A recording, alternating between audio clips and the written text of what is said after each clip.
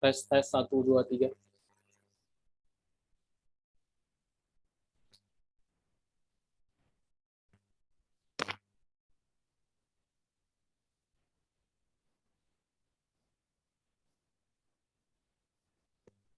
Tes tes 1 2 3. Suara saya kedengaran? Kedengaran, Pak. Kedengaran, Pak.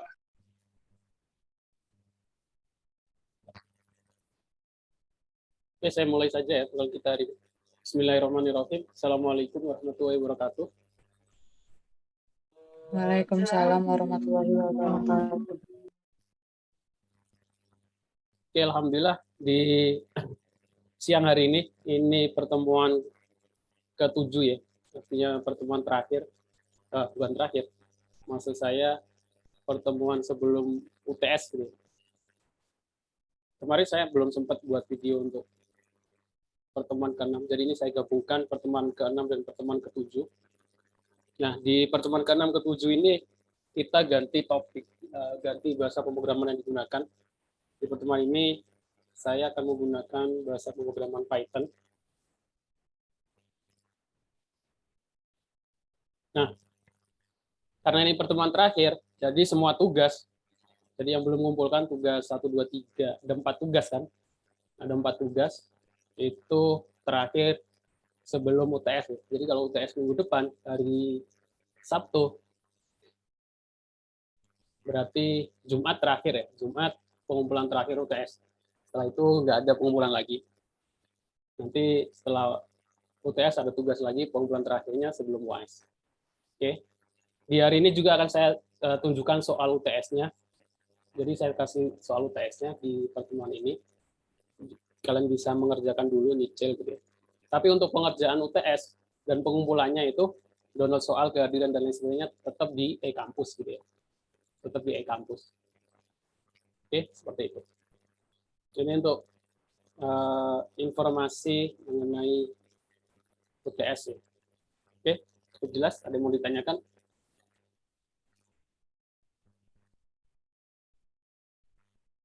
Tidak ada ya. Oke. Sekarang kita akan bahas tentang Python. Di pertemuan awal sebenarnya sudah saya jelaskan kenapa di awal itu saya menggunakan C++, terus kemudian saya ganti menggunakan Python. Kalau Python alasannya sekarang menjadi salah satu bahasa pemrograman terpopuler. Dulu ketika saya masih belajar S1 2009 itu nggak ada sama sekali yang menggunakan Python. Ada pembahasan di kuliah Python, tapi di dunia industri di bidang IT nggak seperti sekarang gitu ya. Dulu 2009, wah masih jarang istilah lowongan pekerjaan itu teknisi gitu ya, IT gitu. Itu aja, nggak ada yang lain. Kalau sekarang udah banyak gitu ya, maksudnya apalagi Python bisa digunakan di apa saja.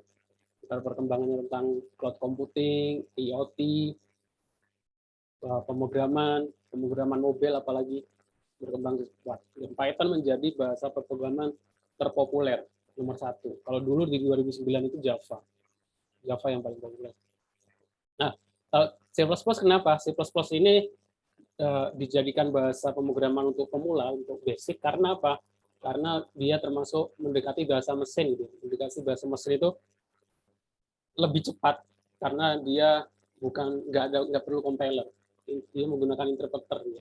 Jadi dari bahasa mesin ke C++ langsung. Kalau Python dia ada compilernya dulu. Kalau kecepatan tetap C++. Dan di C++ kita mengenal deklarasi variabel ya.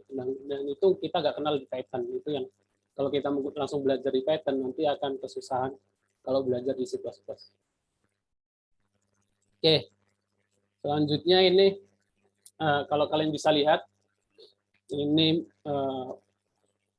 popularity of programming language, bahasa terpopuler di 2019 ya. Ini tahun kemarin. Dari sekarang sih sampai sekarang Python masih. Kalau ini JavaScript ya di 2021 ini dilihat berdasarkan pencarian di Stack Overflow. Jadi kan yang hitung bahasa terpopuler macam-macam gitu ya. Kalau Stack Overflow sih JavaScript yang masih paling banyak. Kalau di ini dari website apa ya, lupa saya. Python yang pertama, Java yang kedua, terus JavaScript yang ketiga. Oke. Terus untuk text editor IDE terpopuler, Visual Studio Code, ada Visual Studio, Notepad++. Dulu saya terbiasa pakai Notepad++, terus sekarang saya ngikutin yang rame Visual Studio Code. IDE itu apa? IDE yang kita gunakan kalau C++ kemarin kan kita menggunakan IDE apa namanya Dev C++ ya, itu namanya IDE. Nah kalau Visual Studio Code itu untuk bahasa pemrograman apapun bisa ya. Ya dari Microsoft kita bisa menggunakan untuk bahasa pemrograman apapun. Yang penting kita install plugin untuk bahasa pemrograman tersebut. Kalau Dev C++ hanya khusus untuk C++. Ini IDE itu ada banyak sebenarnya. Vim itu yang di Linux. Terus web framework yang terpopuler, maksudnya framework terpopuler ini bahasa pemrograman untuk pengembangan website, aplikasi web berbasis website. Ada React.js, jQuery, Express, Angular, Vue.js. Ini hampir 1, 2, 3 JS semua ya, JavaScript semua. Terus ada cloud platform terpopuler. Cloud platform itu maksudnya apa? Penyedia layanan cloud. Penyedia layanan cloud itu kita kadang butuh komputer server, butuh layanan cloud untuk server kita. Nah, itu biasanya kan ada yang layanan dari Indonesia sama yang internasional. Ya. Kalau ini yang internasional dari luar, yang paling banyak atau terpopuler AWS, Amazon Web Service, terus ada Google Cloud Platform, Microsoft Azure, Heroku, DigitalOcean. Terus untuk database terpopuler, ada MySQL, Postgres, SQLite, MongoDB, Microsoft SQL Server. Sebenarnya ini materi untuk biasanya kalau saya ngajar di informatika ya, tapi kalau kayaknya bisnis digital juga harusnya tahu ya, ada irisannya gitu. Paling nggak tahu, nggak harus ahli atau nggak harus paham detail gitu, paling nggak tahu database itu macam-macam database itu apa saja nih, MySQL, Postgres, SQLite, MongoDB, Microsoft SQL Server dan lain sebagainya. Oke, sekarang intermezzo. MIM ini apa namanya? Kenapa Python sama C++? Nah, ini MIM untuk Python. My code is running slow, maksudnya programnya itu lambat menggunakan Python ya. Artinya Python emang lambat gitu ya. Kalau kita hanya program untuk mencari luas lingkaran yang cuma berapa baris ya nggak terlalu kelihatan. Jadi kalau programnya udah puluhan ratusan ribu baris, harus ngambil data banyak, nanti yang akan itu baru selisih berapa detik itu sangat ngaruh ya. Sama kalau kita ngakses website gitu kan, apalagi yang ada hubungannya dengan data, ada pencarian gitu kan, biasanya kan kalau agak lama itu kan menjadikan, walaupun lamanya 2-3 detik itu konsumen, apalagi kalau konsumen bisa beralih ke website lain gitu. Saya buka Tokopedia, 2 detik nggak terbuka, langsung saya ganti ke Shopee gitu. Ya, itu kan itu apa menghilangkan konsumen. Nah itu kalau dari sisi bisnis, nah itu sangat ngaruh. Jadi 2 detik pertama, 3 detik pertama itu sangat ngaruh. Makanya kadang ada istilahnya speed connect deteksi, apa bagaimana website kita berjalan menampil sempurna itu berapa detik, itu harus dicek gitu. Kalau sampai lebih dari semenit ya terlalu lama ya. 2-3 detik, 4 detik itu udah lumayan. Nah, ini perbedaan kalau kita belajar C++ dulu atau Python dulu. Kalau belajar C++ dulu dengan Python, dia akan merasa lebih mudah. Tapi kalau belajar Python dulu, kemudian ke C++, dia akan merasa kesusahan. Makanya saya dari pertama tadi sebelumnya menggunakan C++. Oke. Ini ada video tentang ini intermezzo saja ya, tambahan sebelum masuk ke materi. Bagaimana sekarang itu data itu sangat bahaya ya. Jadi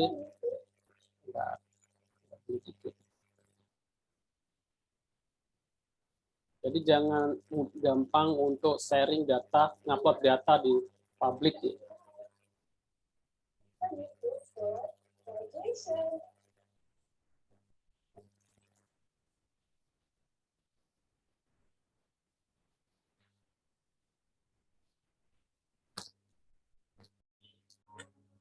Good morning, guys. Guess what day it is? It's my birthday.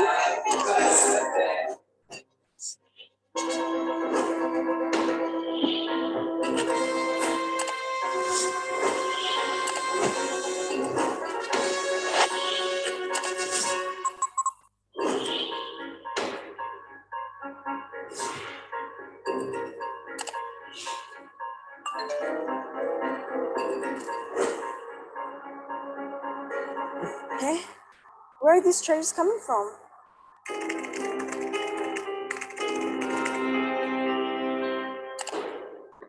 Oke. Itu video tentang bagaimana kita harus masalah data, apalagi data pribadi, informasi sensitif itu jangan mudah di-upload gitu ya, karena itu masalah keamanan. Kita nggak tahu siapa saja yang bisa, kita nggak bisa kontrol gitu ya, siapa saja yang bisa lihat data itu akan diapakan gitu ya. Sekarang sudah mulai banyak, entah itu penipuan, dan paling banyak sih penipuan ya. Terus ya, berita yang terbaru, yang kemarin, masalah demo-demo. Nah, sekarang sebelum-sebelumnya saya belum pernah dengar penggunaan face recognition di dunia ini masalah kepolisian ya. Bagaimana menggunakan face recognition ini saya belum dengar sampai di aksi demo kemarin ya. Akhirnya ternyata digunakannya face recognition untuk pencarian pelaku gitu ya, pemukulan. Nah, dari sini sebenarnya kita harusnya lebih waspada lagi ya. Bagaimana masalahnya kan data itu, maksudnya walaupun data itu entah itu ada di polisi atau di mana, itu nggak 100% aman gitu ya, bisa saja disalahgunakan. Jadi sekarang sih lebih banyak harus hati-hati gitu. Ini aja kemarin face recognition-nya nggak akurasinya masih lemah ya, nggak akurat, ada 2-3 orang yang salah hasil gitu ya, ternyata bukan pelakunya. Nah, ini termasuk bidang yang mungkin dipelajari di dunia IT ya, bagaimana kita membuat aplikasi deteksi face detection menggunakan video. Ada startup di Indonesia yang sudah bisa, dia penyedia layanan tersebut. Yang saya tahu Notefloop ini di Jakarta, kemarin dia demokan itu untuk mendeteksi kerumunan. Dia bisa mendeteksi kerumunan, di sini ada 59 idle, jadi kalau jumlahnya ini numpuk banyak, berarti artinya merah. Terus di Notefloop ini juga startup yang bisa mendeteksi wajah juga bisa, terus verifikasi KTP. Jadi kalau nggak tahu kalau pinjol dan lain sebagainya itu menggunakan AI atau manual gitu. Biasanya kalau kita verifikasi masalah keuangan, bank dan lain sebagainya kan menggunakan foto KTP dan selfie gitu ya. Nah, itu sih harusnya idealnya otomatis ya, menggunakan sistem ya. Sistem bisa membaca nik, bisa membaca wajah, terus diverifikasi ke data. Apakah benar atau enggak. Nah, ini sudah berkembang banyak ya. Nanti mungkin masalah pelanggaran lalu lintas gitu ya. Kalau saya lihat sih yang baru jalan tol gitu ya. Di tol itu kecepatan kalau nggak salah 100 km, dia bisa mendeteksi terus membaca. Nah, itu masa membacanya ini nggak tahu. Dia bisa kemungkinan kalau mendeteksi 100 km-nya dengan aplikasi. Tapi kalau membaca platnya itu masih manual atau dengan sistem ya. Karena masalah akurasi ya akan jadi masalah juga kalau terjadi penilangan tapi salah gitu, salah plat, salah identifikasi. Oke, dan sekarang ini kemungkinan 10 tahun lagi, 20 tahun lagi itu kita kayaknya nggak perlu menggunakan uang ya, karena uang sekarang kan udah digeser dengan QR code gitu ya, dengan ATM. ATM QR code itu masih rumit gitu ya. Kita harus scan, kita harus bawa HP. Kalau sebelumnya kita harus bawa dompet, terus ditambah kita harus bawa HP, bawa kartu. Nanti setelahnya mungkin kita nggak perlu bawa apa-apa ya. Kita cuma butuh mungkin finger sama wajah gitu ya, sama biometrik. Itu bisa menjadi lebih memudahkan sebenarnya. Tapi masalahnya di keamanan. Itu isu utamanya di keamanan. Jadi kalau kita ngambil ATM tinggal finger atau tinggal scan iris. Di luar negeri sih sebenarnya sudah ada. Oke. Nah, ini masalah Python nih. Python itu apa perbedaannya? Dia nggak menggunakan titik koma, Kalau C++ kita harus menggunakan titik koma tiap penulisan. Terus termasuk juga kita nggak perlu nulis plus, nggak ada plus-plusnya di Python. We don't do that here. Terus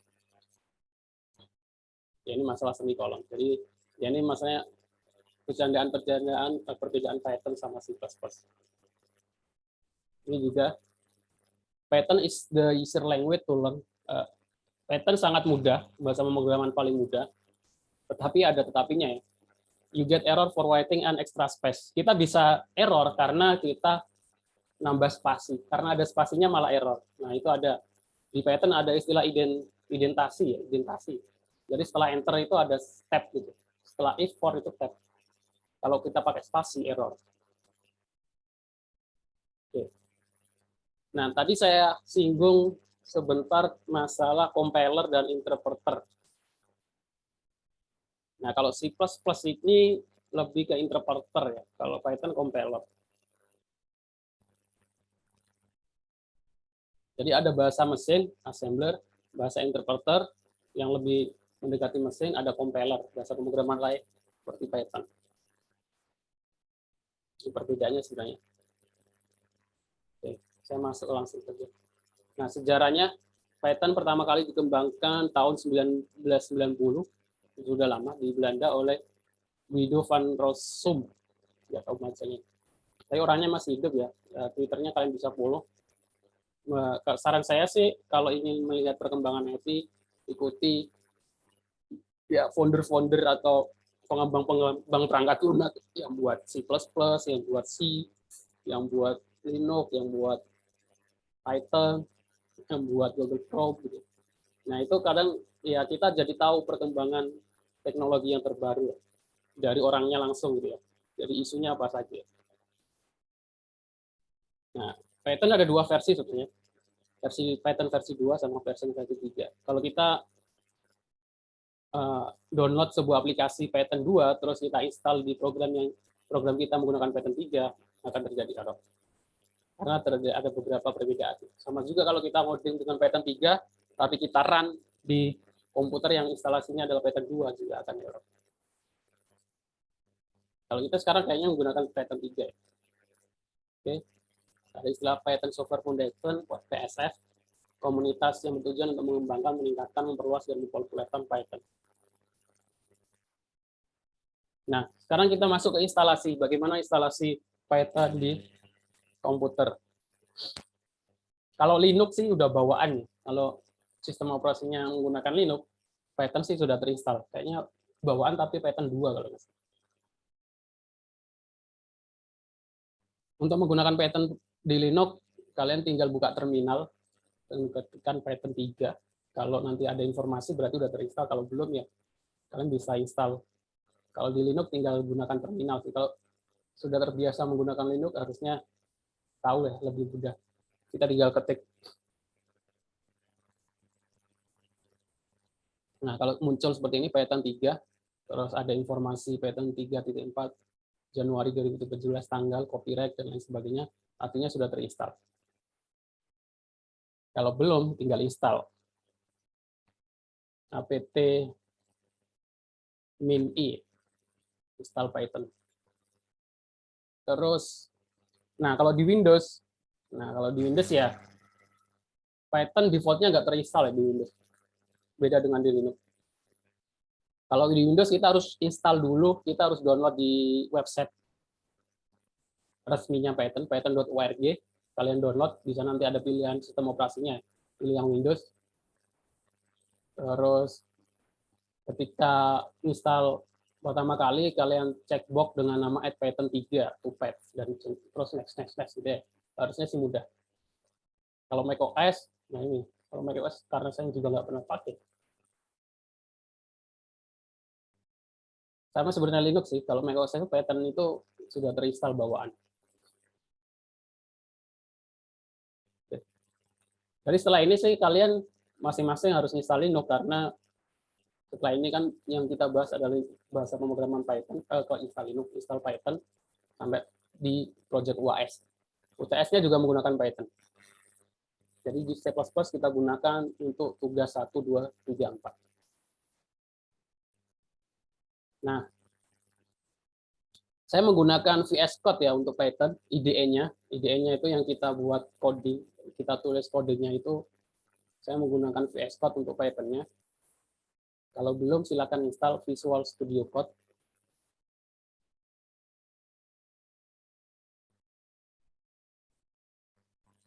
Nah, nanti pertama kali kalian nggak bisa menggunakan Python langsung, tapi kalian harus install plugin di Visual Studio Code, install Python. Jadi klik ini karena saya sudah install, makanya di sini tulisannya installing. Kalau belum, kalian klik install. Jadi kalian klik menu, di sini ada menu explore, terus pencarian, ini untuk Git, dibagi extension. Nah, ini extension. Kalian tulis saja Python, nanti yang paling atas kalian install.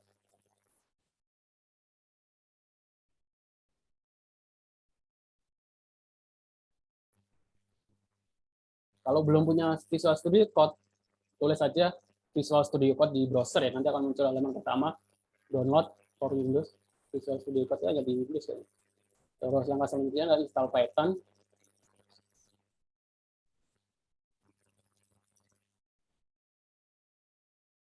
Kalau sudah, nah ini ketika install Python akan muncul tampilan seperti ini. Python 3.8, kita centang install launcher follow result add Python 3 to pad. Kalau lupa diinstal nanti kita harus menambahkan padnya manual. Kalau lupa dicentang. Oke, sampai sini mungkin ada yang mau ditanyakan. Materi kita agak banyak soalnya. Belum ada? Pak, saya mau nanya, Pak. Iya. Itu Visual Studio Code sama Python itu harus diinstal dua-duanya, Pak? Ya, Python itu bahasa pemrogramannya, Visual Studio Code itu IDE-nya, Aplikasinya? text editornya untuk nulis kodenya. Ngerti maksudnya? Oh, gitu. Ngerti, Pak. Kalau kita menggunakan Python tanpa text editor, kita bisa menggunakannya, tapi menggunakan command prompt di sini. Nah, kalau di sini akan rumit. Seperti ini, jadi kita nggak bisa save filenya. Print hello world. Kalau pakai petik, kalau kita juga.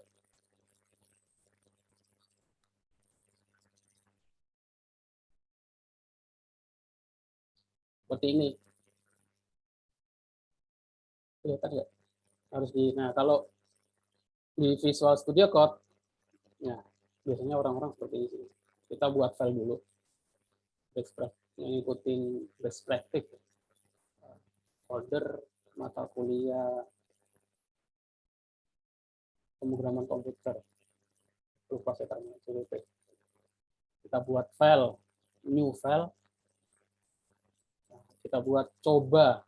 Python itu ekstensinya py, .py. Kalau komputer kalian belum nggak munculkan ekstensi, ya. Ini sih kalian harus ini, kadang masih ada yang nggak tahu munculkan ekstensi. Search, view, ini ada head defaultnya itu seperti ini. Defaultnya seperti ini, ekstensinya nggak muncul kalau di Windows ya. Ini ekstensi itu tipe format filenya ya. Format filenya itu nggak muncul. Nah ini kita nggak tahu ini filenya formatnya apa gitu. Siapa tahu virus. Kalau saya lebih suka saya tampilkan ekstensinya. Dan extension ini kita hilangkan apply. Nah, ini kita tahu akhirnya ini .cpp itu C++, kalau .py itu Python. Kalau Java .jar. Java. Nah, biasanya orang-orang nggak seperti ini. Kalau di ini kita menggunakan Git Bash Shell, kita tulis code titik enter. Nanti akan muncul Visual Studio Code. Coba.py.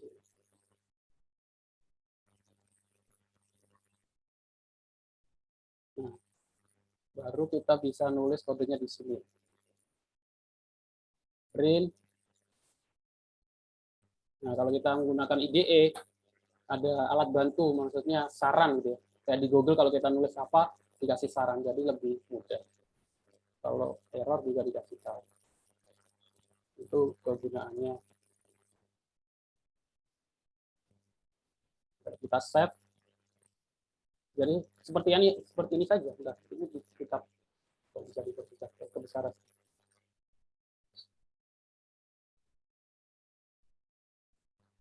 Nah, bedanya sangat jauh ya. Kalau kita menggunakan C++, nah itu karena dia langsung ke bahasa mesin, kita harus deklarasi satu-satu fungsi-fungsi yang dibutuhkan. Using include IOStream, using std. Nah, kalau Python lebih mudah, lebih mendekati bahasa manusia. Print, hello world, langsung itu saja untuk mencetak hello world. Terus kita jalankan run code. Nah, ini hello world. Seperti itu.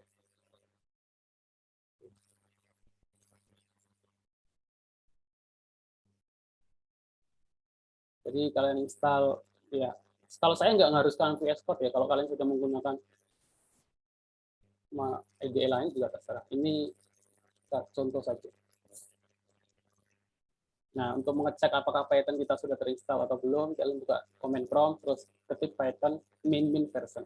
Kalau muncul Python 3.8, artinya di komputer kita sudah terinstall Python 3.8. Kalau command not found tidak ditemukan, artinya belum terbaca Python. Oke. Nah, ini VS Code dengan Python, kita klik. Jadi setelah install VS Code, nah VS Code itu kan IDE untuk bahasa pemrograman apapun. Python, Java, C++ sudah bisa kemungkinan. Nah, tetapi setelah kita install Python, kita harus install plugin untuk Python di VS Code-nya. Seperti tadi ya. Ini ekstensi, ya plugin ekstensi sama aja. Terus kita klik Python, kita install.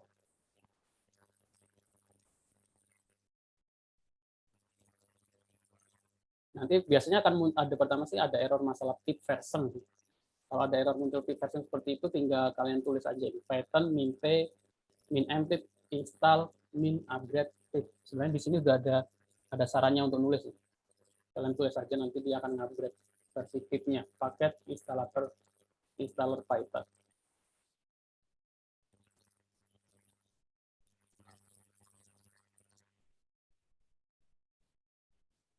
Oke.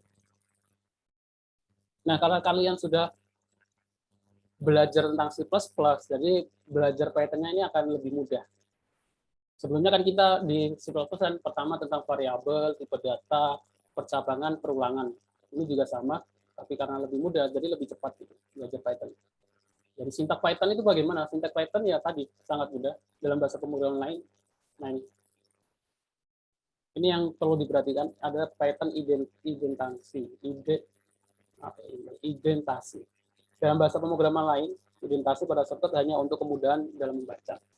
Nah, kalau dalam Python itu sangat penting, kalau enggak error. Jadi setelah if, setelah for, itu harus menggunakan tab. Jadi sebenarnya dia sebagai pengganti buka kurung.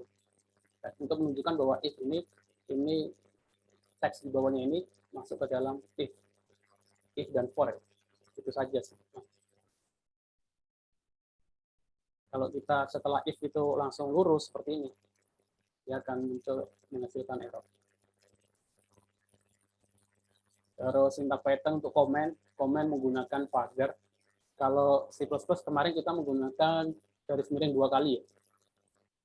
Iya, garis miring 2 kali. Kalau sintak Python, kalau untuk komentar di shortcut itu menggunakan pagar.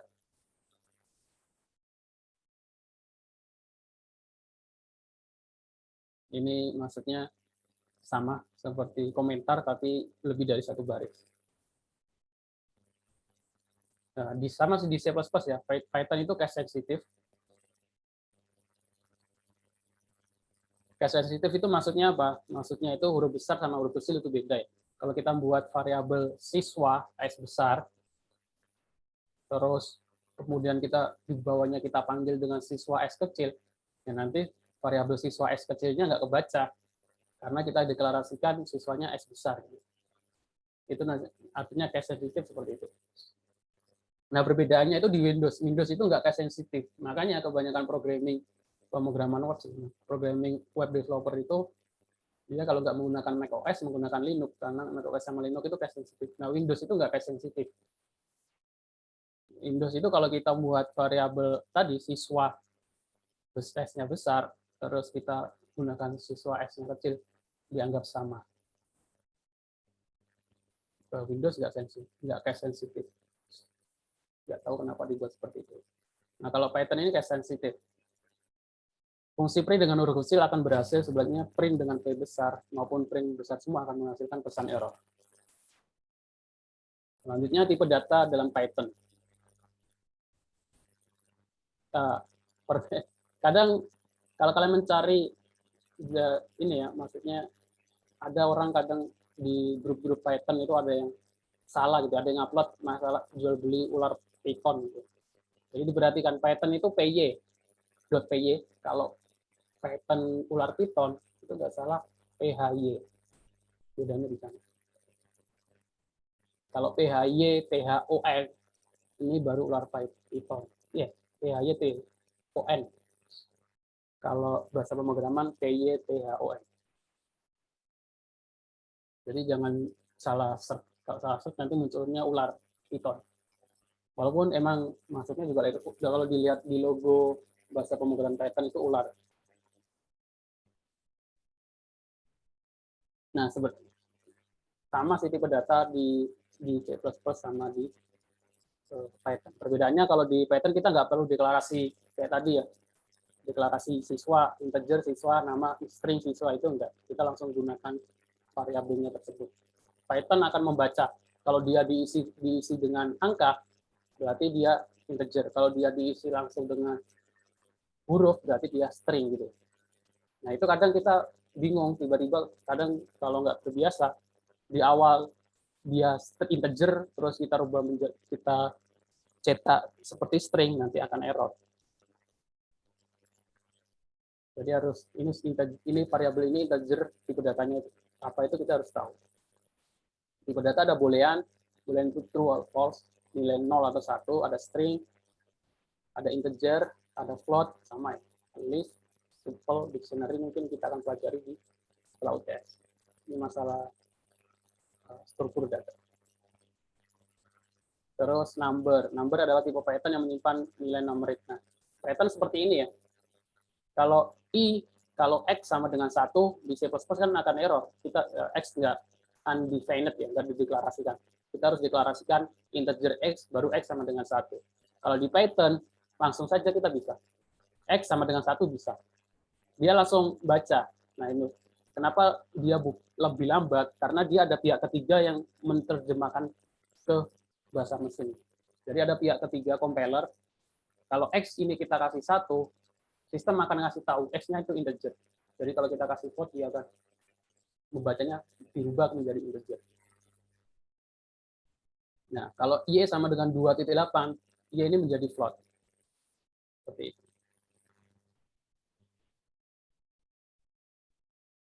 Jadi deklarasi variabelnya nggak ada, dia otomatis membaca. Jadi sistemnya, bahasa pemrograman Python nanti yang membaca. Kalau dia dikasih apa, yang itu menjadi tipe datanya. Seperti itu. Nah, ini Python number, integer, float, complex ini sama ya. 20 integer itu yang nggak ada komanya, float yang ada komanya saja. Nah, untuk memverifikasi, untuk tipe datanya kita apa? Kalau lu kelupaan atau nggak tahu, kita bisa menggunakan fungsi type. Print type X, nanti akan muncul tipe datanya apa. Untuk ngeceknya.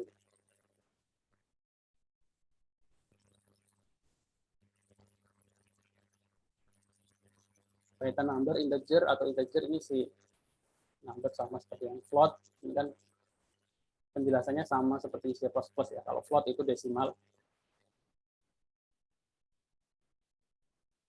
Kompleks itu yang ada angkanya. Jadi kita jangan gunakan, kecuali di orang-orang matematika. Nah, kita bisa mengkonversi atau merubah sebuah tipe data. Untuk mengkonversi X menjadi integer, kita langsung tulis integer variabelnya. Itu untuk merubah ya, sebenarnya float, sebenarnya integer pengen merubah menjadi float. Sebenarnya sebelumnya X itu tipe datanya integer. Kalau kita pengen rubah menjadi float, ya kita tinggal tulis float dalam kurung X. Kita harus deklarasikan, kita rubah manual seperti itu. Nanti tipe datanya akan berubah. Terus setelah tipe data, kita pelajari adalah variabel.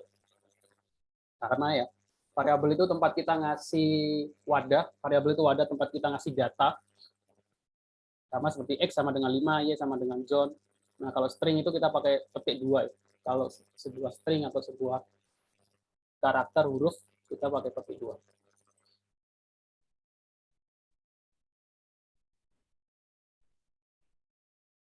Di dalam pemrograman Python, variabel mempunyai sifat dinamis. Artinya, variabel Python tidak perlu dideklarasikan.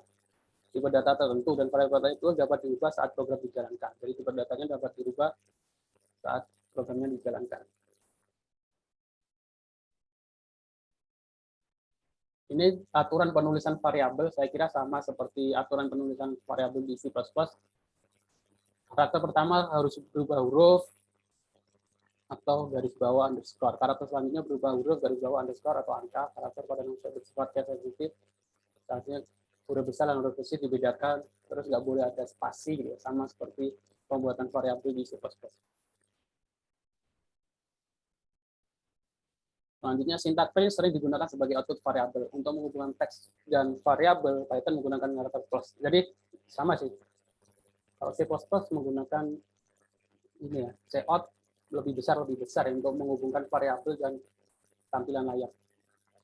Nah, kalau di Python, sebenarnya kita pengen mencetak Python is awesome. Awesome-nya itu adalah variabel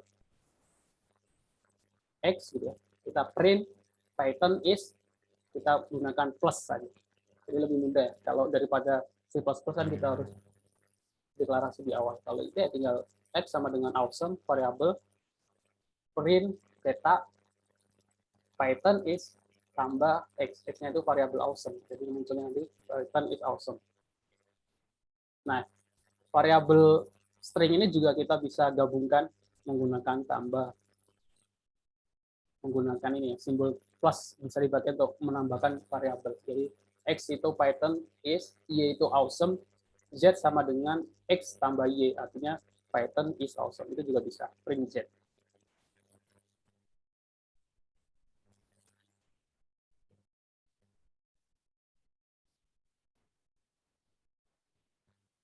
Nah, untuk angka, karakter plus itu bekerja sebagai operator aritmatika atau penjumlahan. Nah, ini yang kadang kalau kita tambahkan, tetapi ini string satunya integer, satunya string, ini akan terjadi error. Kalau X sama dengan 5, terus Y sama dengan John, X sama Y kan tipe datanya beda. X itu integer, Y John. Kalau kita tambahkan, dia akan terjadi error karena tipe datanya beda. X-nya itu integer, bukan string. Nggak bisa dijumlahkan. Digabungkan itu kita harusnya tipe datanya sama. Operator dalam Python, aritmatika, penugasan, perbandingan, logika, dan kita belajar yang 1 sampai 5 gitu, sampai PSK, UAS nanti. Yang pertama aritmatika ya, penjumlahan biasa. Ada jumlah, min, kali, bagi, modulus. Modulus di C++ sama ya, pakai bintang. Iya, bintang sama ya. Eksponensial, multiplication.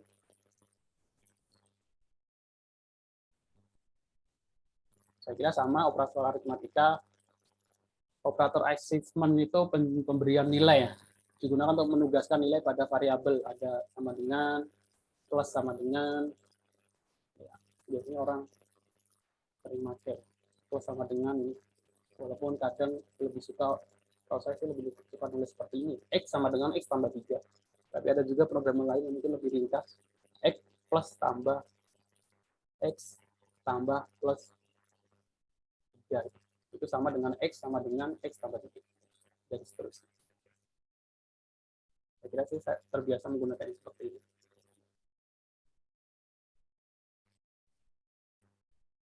Terus ada operator comparison atau pembanding.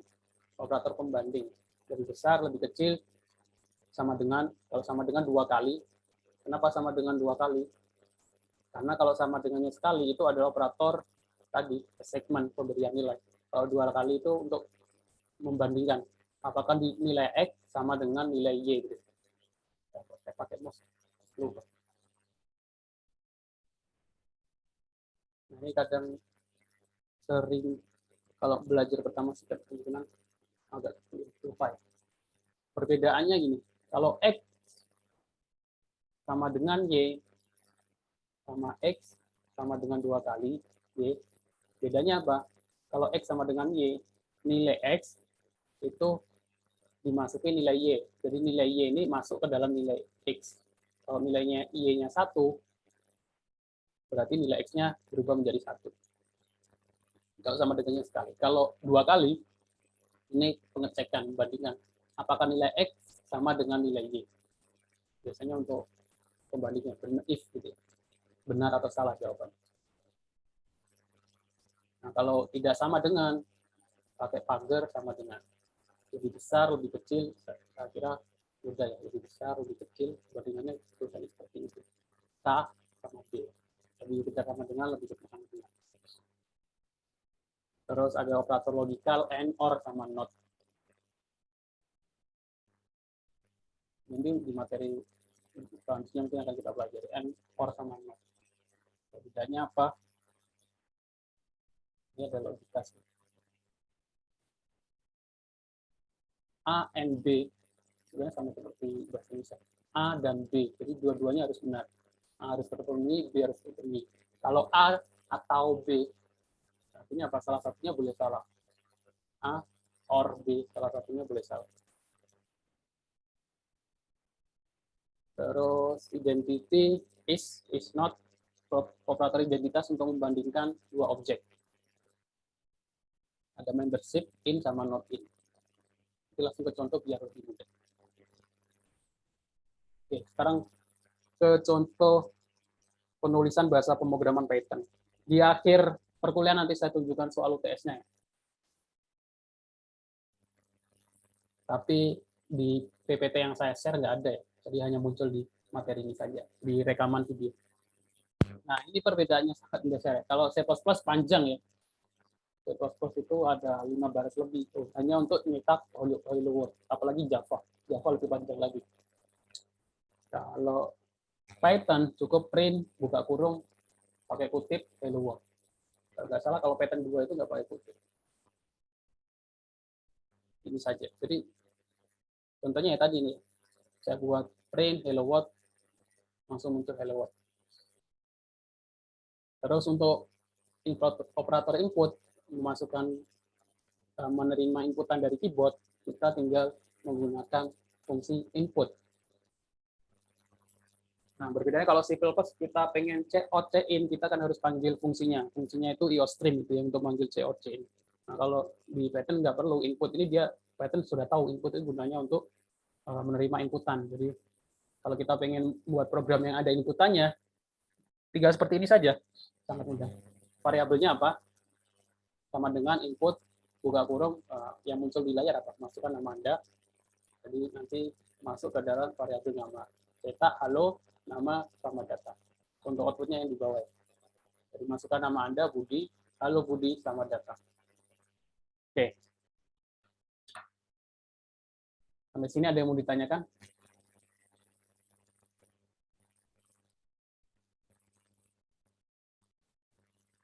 Belum ada. Jadi ada variabel, data, proses input, cetak layar. Selanjutnya percabangan. Percabangan bagaimana?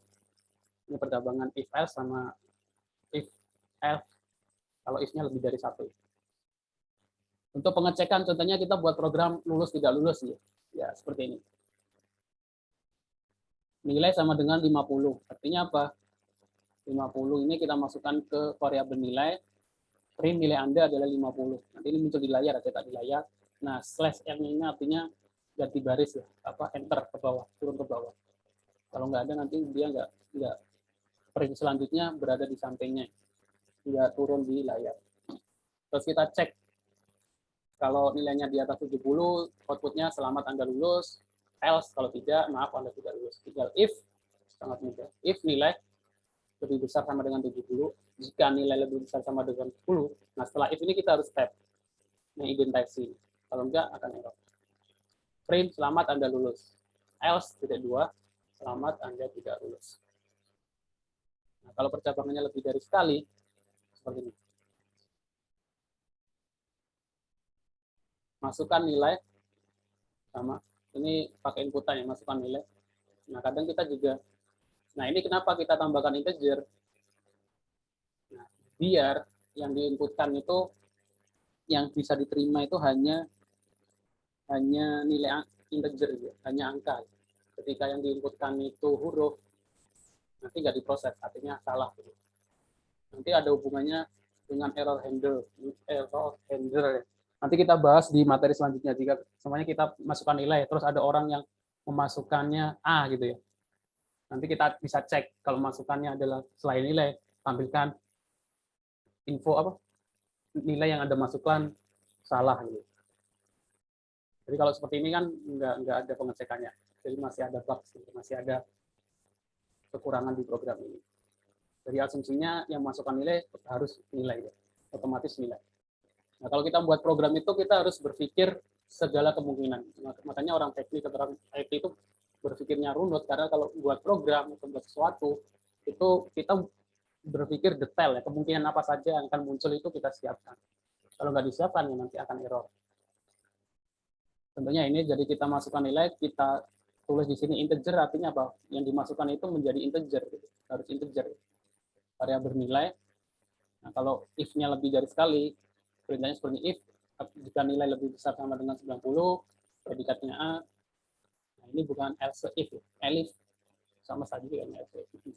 Elif nilai lebih besar sama dengan 80, B lebih besar sama dengan 60, C lebih besar sama dengan 40, else yang terakhir baru else, predikat B. Nah, ini percabangan.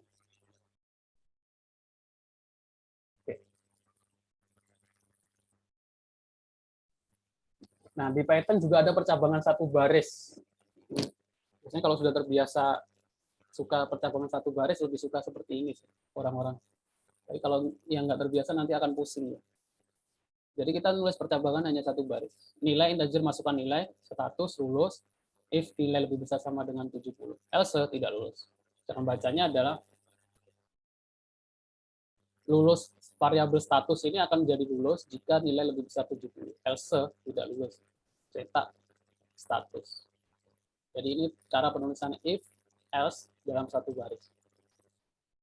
Lebih ringkas sebenarnya.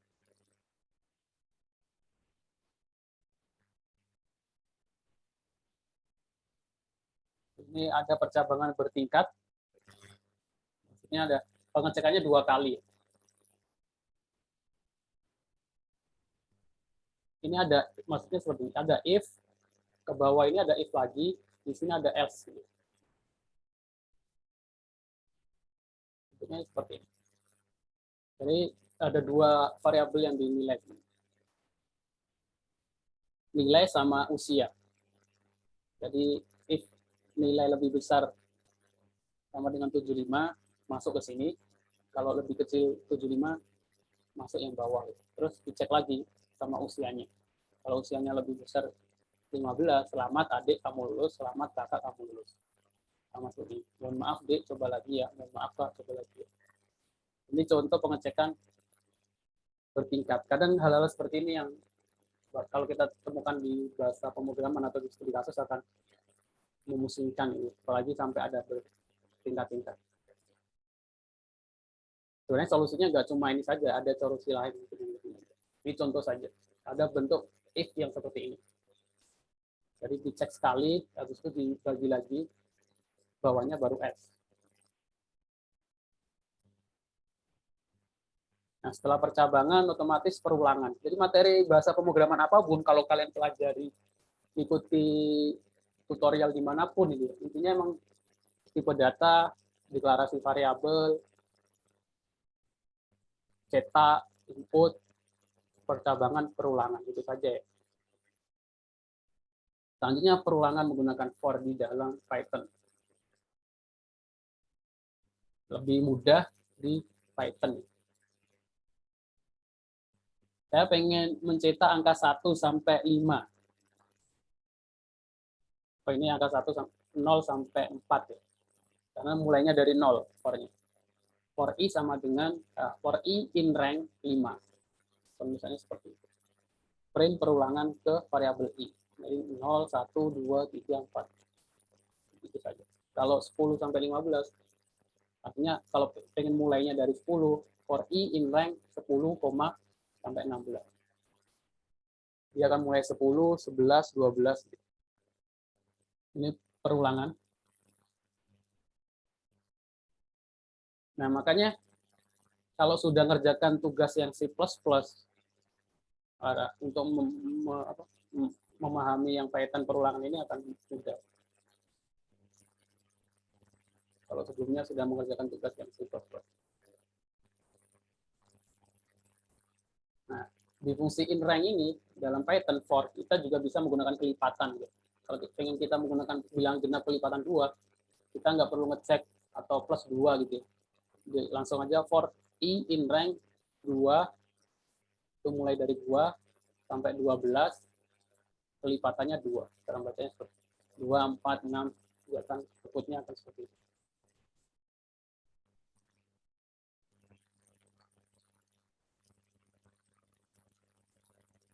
Terus ada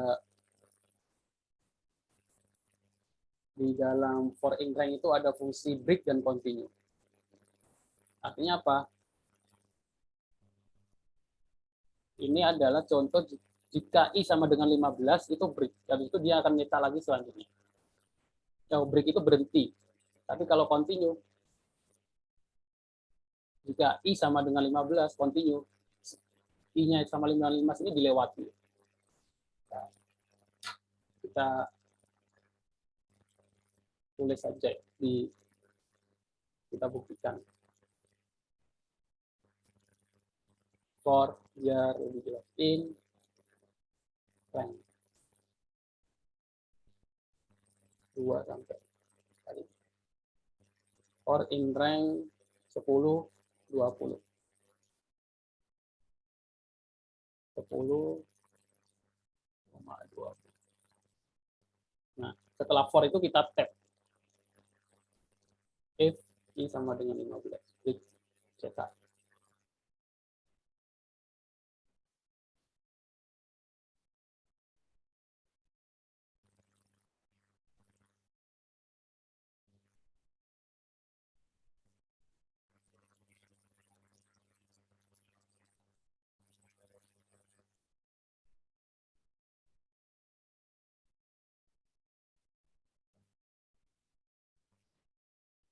Kurang i, for i in rank.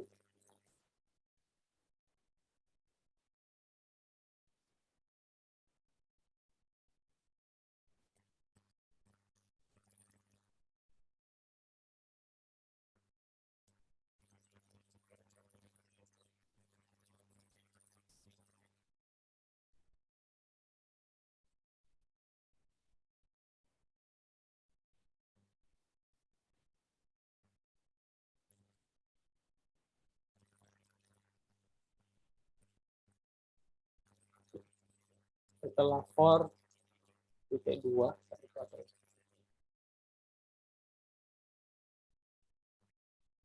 titik 2. Jadi kalau ketemu error sih, kadang beberapa orang ketemu error itu bingung gitu ya. Terus apa namanya, nggak apa, bingung nggak tahu mau ngapain. Sebenarnya kalau ketemu error ya dibaca aja errornya di mana, terus dipelajari. Nah itu bagian dari proses belajar gitu. Memang harus seperti itu. Break-nya ini, nah ini error kalau nggak ada identasi akan seperti ini. Indentation error. Artinya apa? Nggak ada identasi, excepted, indented, and block break. Ini ada tulis break ya. Nah break ini setelah if ini harus ada identasi. Jadi dalam for ada identasi, ini ada identasi, kita tap lagi.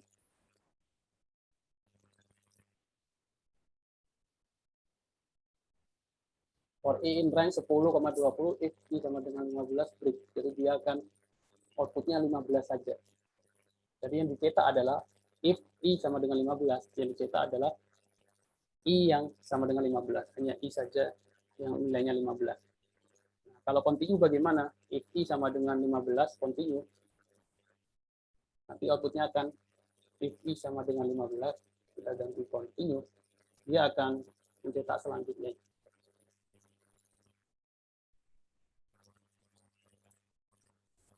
Dia akan meneruskan nilai I. Outputnya 19.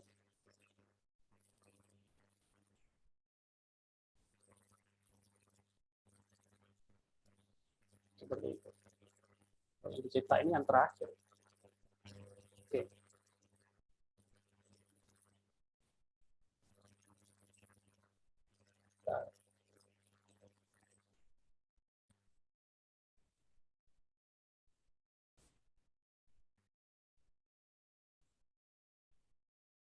Akhirnya karena saya pre-nya tadi di depan, jadi dia mencetak variabel I setelah for. Artinya pre-nya ini di dalam for, jadi I-nya akan berulang. Jadi kalau saya tulis di sini if I sama dengan 15 continue, dia menampilkan output 10, 11, 12, 13, 14, 15-nya di skip, 16, 17, 18, 19. Tapi kalau ini break,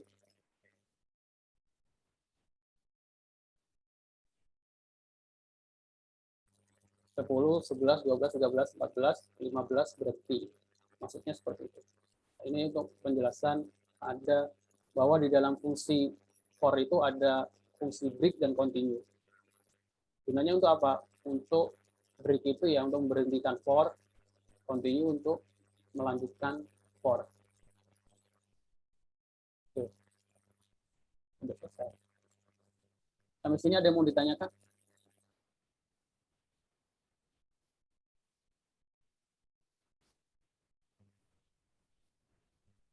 Tadi sudah saya rekam. Nah, sekarang soal UTS-nya. Soal UTS-nya, buatlah flowchart juga program untuk menghitung total pendapatan bulanan seorang karyawan dengan ketentuan sebagai berikut. Jadi saran saya ini fokus di flowchart-nya dulu ya, langkah-langkahnya. Gitu. Terus variabel apa saja yang ada. Gitu. Baru nanti ke pembuatan program. Tunjangan istri atau suami 10% dari gaji pokok, tunjangan anak 5% dari gaji pokok untuk setiap anak. Nah, ini untuk setiap anak. Jadi nanti ada pertanyaan. Otomatis nanti ada pertanyaan apakah sudah punya suami atau belum. Kalau sudah punya sudah punya suami plus 10%, kalau belum ya nggak ada tunjangan suami atau istri. Kalau ada pertanyaan punya anak atau tidak, kalau punya anak ditanya lagi anaknya ada berapa gitu. Gaji pokok untuk setiap anak. Jadi kalau anaknya 2 berarti 2 kali 5%, 10%. Kalau nggak punya anak nggak ada tambahan untuk gaji pokok. Terus min pajak 5% dari gaji pokok, tunjangan istri dan anak. Nah ini semuanya gaji pokok, tunjangan istri, anak di total, terus dikurangi 15% untuk pajak. Terus bantuan transport 20.000 kali masuk kerja per hari. BPJS kurangi 75.000. Tanda min artinya mengurangi pendapatan. Tentukan dulu apa saja yang menjadi input-output ke layar dari program. Nah, jadi kalian buat program untuk menghitung total pendapatan seorang karyawan. Jadi otomatis tanyakan dulu tadi masuk berapa hari dalam sebulan. Pertanyaannya masuk berapa hari, terus tanya sudah punya istri atau belum, terus tanya udah punya anak atau belum. Kalau udah punya anak, ditanya lagi anaknya ada berapa. Nah, setelah itu baru diproses ya. Masalah 10% gaji pokoknya itu per harinya berapa?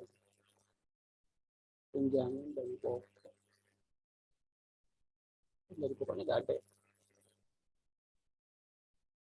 Nah, kalau nggak ada, berarti gaji pokoknya langsung ditulis apa dimasukkan gaji pokok berapa dibuat inputan gaji pokok, masukkan gaji pokok, terus baru pertanyaan-pertanyaan lain, terus nanti di kalian output ya terserah bentuknya bagaimana, yang penting bisa dibaca gitu. Total pendapatnya berapa, potongannya berapa gitu, yang didapat berapa. potongannya apa saja. Seperti ini. Oke. Ada yang mau ditanyakan? Pak, BPJS-nya itu berarti cuma si karyawannya aja ya, Pak? Anak istrinya enggak ya? Ya, kalau di realnya emang anak kadang masuk ya. Kalau ini karena nggak ada penjelasannya, ini untuk karyawannya saja. Oke, Pak. Total gaji pokoknya nggak ada, jadi kalian tentukan sendiri ya gaji pokoknya berapa. Terus ditanya berapa kali masuk kerja. Nanti karena di situ ada bantuan transport per kali masuk kerja ya 20.000. Nanti mungkin hitungannya agak banyak ya. Karena UTS kan waktunya masih lama ya, maksudnya minggu depan baru UTS, terus waktu pengumpulan UTS-nya seminggu, ada 2 minggu waktu untuk kalian ngerjakan, harusnya cukup. Nanti kita ketemu lagi setelah Lebaran. Setelah UTS kan libur Idul Fitri, kita ketemu lagi setelah Lebaran. Setelah itu kita bahas tentang error handler gitu di Python. Oke, ada lagi yang mau ditanyakan? Nah, jangan lupa ditulis nama dan NIM di programnya gitu ya. Di programnya ditulis sama di flowchart-nya. Pengumpulannya di e-kampus. Ya, ada lagi yang mau ditanyakan?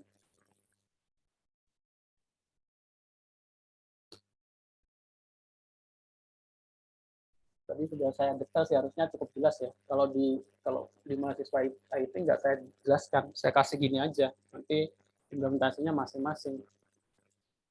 Jadi nilainya ya dari kadang mereka hanya cuma apakah punya anak, ya tidak gitu kan. Nah, nggak ada pertanyaan selanjutnya anaknya ada berapa. Padahal di sini kan 5% dari pokok untuk setiap anak. Artinya programnya masih kurang gitu ya, nilainya kurang gitu. Seperti itu.